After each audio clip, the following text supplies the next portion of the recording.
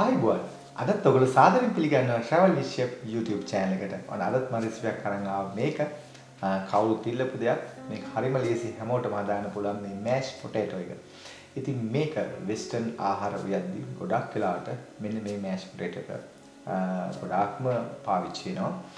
විශේෂයෙන් මේ meal එකක් හදද්දී ඒකට ගොඩක් වෙලාවට මේක පාවිච්චි වෙනවා. ඉතින් අපි මේක සෑහෙන ප්‍රමාණවල මේ mash එක හදලා තියෙන එක විදිහේ ඉතින් මම අද කියලා දෙන්න හරිම රසට හදාගන්න පුළුවන් මේ මෑෂ් පොටේටෝ එක මම ඉතින් කියලා දෙන්න. බලමු ඒකට අවශ්‍ය මොනවද මේ අමුද්‍රව්‍ය කියලා. ඉතින් මේ තියෙන අල වලට මම කරලා තියෙන්නේ හොඳට මම පීල් කරලා තියෙනවා මේක.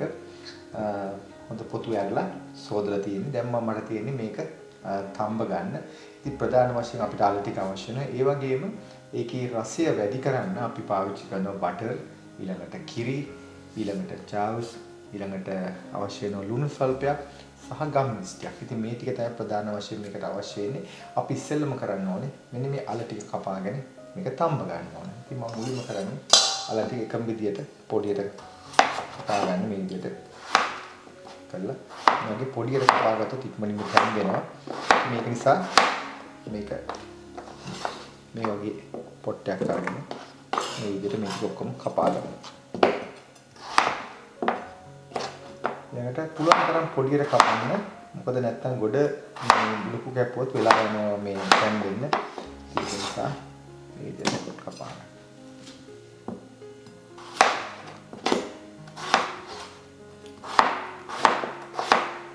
ඉතින් මම මේ අල ඔක්කොම කපා ගත්තා. ඒ කපාගෙන ඉවරලා මම මේකට ලුණු හැන්දක් දානවා.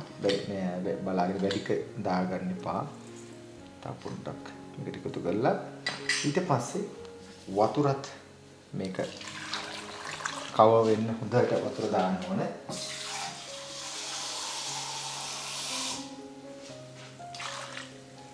මේක මේ ගානට තිබුණත් කමන්නේ. පොඩ්ඩක් මම මේකට එකතු කරන වතුර ඒකතු කරලා මේක හොඳට තැම්බෙන්න අරින්න ඕන. මේ ලිපේ තියලා ඔයාලට හයි හීට් එක දාලා මේක තම්බ ගන්න පුළුවන් මේ විදිහට. මේක වහලා හොඳ තැම්බෙන්න හරින්න. ඊළඟට හොඳට තැම්බුණන් පස්සේ අපි මේකේ වතුර ටික අයින් කරලා ඊට පස්සේ මම කියලා දෙන්නම් කොහොමද මේක ලේසියෙන්ම මේ මෑෂ් පොටේටෝ එක හදාගන්නේ කියලා. මම විනාඩි 10ක් විතර එනවා මේක මේ තියලා. දැන් මේක මම හිතන්නේ තැම්බිලා තියෙන මම ඉස්සෙල්ලාත් බලනකොට දැන් මේ වගේ පොට් මේ අවිරට්ටක් වගේ ටිකක් තියලා බලන්න පුළුවන් ඔයගොල්ලෝ නැත්නම් පිහිදුරක් තියලා බලන්න පුළුවන් මේක කැඩනවද කියලා. ඉතින් මේ ගානට තැම්බිලා නම් අපිට පුළුවන් දැන් මේක බා ගන්න. බා ගද්දි මතක තියාගන්න මේකේ වතුර ටික අපි අයින් කර ගන්න ඕනේ. ඒ අයින් කරලා අපි ඊළඟට මනින්ම මේකට රස්නේ පිටම බටර් සහ කිරි නැත්තම් ප්‍රශ්නයක් නෑ. නැත්තම් ඔයාලට බටර් පාවිච්චි කරන්න පුළුවන්, මාජරින් පාවිච්චි කරන්න පුළුවන්. මේ දෙකේ තියෙන හොඳම දේ තමයි බටර් එක පාවිච්චි කරන එකේ රස වැඩි. මොකද මේ ඔයාලා හදන මේ මෑෂ් පොටේටෝ එකේ රස තියෙනවා. ඒ රසට අවශ්‍ය වෙන්නේ කිරි සහ බටර් එක. නමුත් එහෙම නැත්නම් ඔයාලා මාජරි විතරක් දාන්න පුළුවන්. ඉතින් මේ දාලා මේක හදා ගන්න පුළුවන්. ඉතින් මම මේක වලට මේ වතුර ටික අයින් කරලා මම පෙන්නන්න ඉතුරු ටික කොහොමද කරන්නේ කියලා. ඉතින් මම වතුර ටික බේරගෙන තියෙන්නේ. දැන් බේරගෙන මම මේකට ඉක්මනින්ම දා ගන්න ඕනේ. මේ බටර් ටිකක්. බටර් ටික රත් කරලා දාන්නත් පුළුවන්. ඒ කියන්නේ කිරි වලට කවලම් කරලා මම කිරි එක පොඩ්ඩක් රත් කරගත්තා. මොකද නැත්තම් සීතල එක දැම්ම ගමන් මේක ඉක්මනින්ම අපිට මේ මෑෂ් කරගන්න බැරුව යනවා. ඉතින් මම බටර් ටිකක් වැඩිපුර දැම්මට ප්‍රශ්නයක් නැහැ. ඉතින් තියෙන රස වැඩි වෙනවා. ඊට පස්සේ මේකෙන් මම කිරි පොඩ්ඩක් මේ විදිහට දානවා. රත් කරපු කිරි දාන්නේ මේ කළා. මේකෙන් මම මෑෂ් කරගන්න මේක හොඳට මේ මෑෂ් වෙන්න. ඉතින් සමහරවිට ඔයාලට මෙන්න මේ වගේ දෙයක් නැත්නම් ඔයාලට පුළුවන් පාවිච්චි කරන්න මේක මේ බීටර් එක එකකින් මේක මෑෂ් කරගන්න පුළුවන් ලේසියෙන්. දැන් ඔයාලට පේනවා මේක හොඳට මේ තැම්බුණන් පස්සේ ලේසියෙන් මෑෂ් කරගන්න. ඉතින් මම මේ හොඳට මෑෂ් වෙලා තියෙන. දැන් මම මේකට එකතු කරනවා මෙන්න මේ චායුස් කියන එක. නැත්නම් ඔයගොල්ලෝ පාස්ලි එකතු කරන්න පුළුවන්. මම මේවා පොඩියට කපලා තියෙන්නේ. මේක අනිවාර්යෙන් මේකට දානවා. ඊළඟට මම ගම් මිරිස් තියෙනවා. ගොඩාක් කුඩු කරපුවා මුට් ටිකක් මම එකතු කරනවා මේකට. ගොඩක් නෙවෙයි. ඒකලත් මේක මේ විදිහට කලවම් කරගන්න. ඒකල්ලා ඉතින් මේකට නිකන් මේක තමයි අපේ සාමාන්‍යයෙන් මේ මෑෂ් පොටේටෝ එක. දැන් මේක අපිට බෝල් එකකට දාගන්න පුළුවන්. ඕන විදියට අපිට මේක ඩෙකොරේට් කරලා මේ කෑමයක් සර්ව් කරන්න පුළුවන්. මම හිතුවා මේකට මම මේක හදලා තව මොන හරි චිකන් එකක් එක්ක මේක ගන්න පෙන්නන්න. මේ කොහොමද අපි මේ රෙස්ටොරන්ට් එක නම් කොහොමද මේක සර්ව් කරන්න කියලා. මේක මෙච්චරයි. සුවඳ තියෙන හොඳ සුවඳ තියෙනවා. රස තියෙනවා. ඒ වගේම දැන් මම ඔයාලට පෙන්නන්න මේ කොහොමද අපි ප්ලේට් එකට දාගන්නේ කියලා.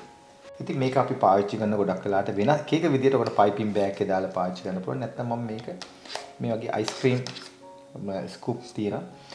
එකකින් ඔයාලට පුළුවන් මේ විදියට ලස්සනට මේක ඩෙකොරේට් කරලා ඒ කියන්නේ සර්ව් කරන විදියට අපිට මේ වගේ ලෑස්ති කරන්න පුළුවන්. මේ වගේ කීපයක් ප්ලේට් කරන්න පුළුවන්. ඒ කළා අපිට අවශ්‍ය කරන මේන් ඩිෂ් එකේ කොට ඉතුරු ටික තියන්න පුළුවන්. ඉතින් මම ඔයාලට මේ විදියට කීපයක් කරලා ඔයාලට පෙන්නන්නම් කොහොමද රෝස්ට් චිකන් එකක් මේක ලස්සන තියාගන්නේ කියලා. අපි බලමු මේක කොහොමද කරන්නේ කියලා.